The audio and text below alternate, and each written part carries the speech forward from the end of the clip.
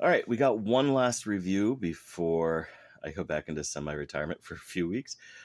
This is the G.I. Joe Classified David L. Bazooka Katzenbogen. Uh, from the G.I. Joe Classified line, this is number 54. I found this on clearance on Amazon. Here's his rankings. Here's the Tiger Force backdrop and that lovely artwork of him. Now, I had already opened him. He's been open. He's been on my shelf. I love Bazooka. So he's been on my shelf for a while. I do wish I found the Patriot jersey version instead of the Florida Gators version, but that's what I call them. Although I do live in Florida right now, so you do get the yellow, the orange and blue. That's why I call it the Gator version. But I do like this figure. I do think they did a great job with it. So let's just talk about it real quick, because this is going to be a short review. There's not a lot to talk about, because I don't really have much in the way. So he does come with a bazooka. He does come with these missiles that you can load into said bazooka.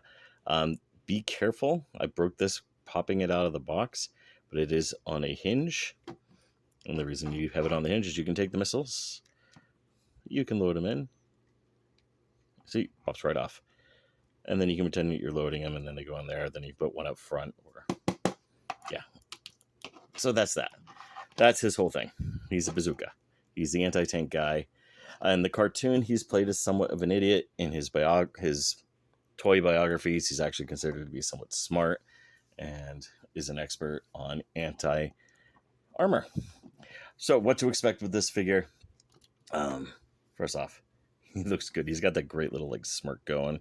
Let's bring him in just a little bit.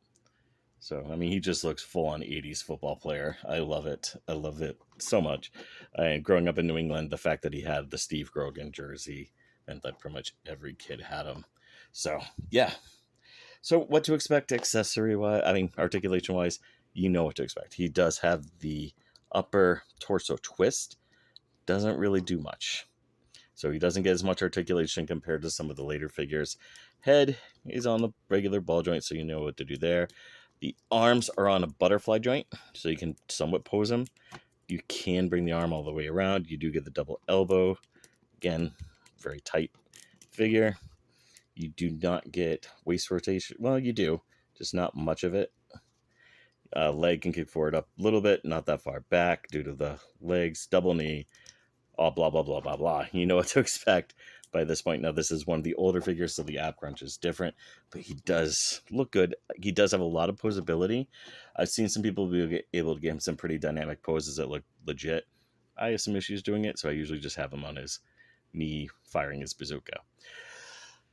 I don't have a lot of my original G.I. Joes left anymore, but here he is with my Tiger Force Bazooka, who is currently missing a crotch. My brother's Tiger Force Duke, and Lifeline, who's also missing a crotch and can no longer stand up on his own.